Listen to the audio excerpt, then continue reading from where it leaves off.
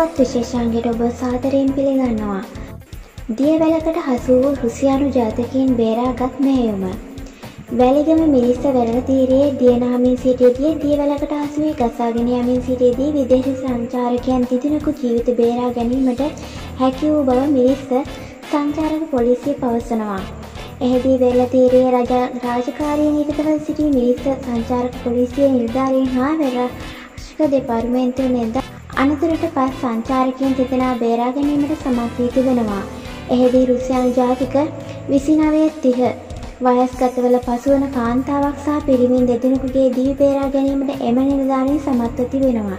එසැනින් පුවත් දැන ගැනීමට අපගේ YouTube නාලිකාව සමග රැඳී සිටින්න. ඔබට ස්තුතියි.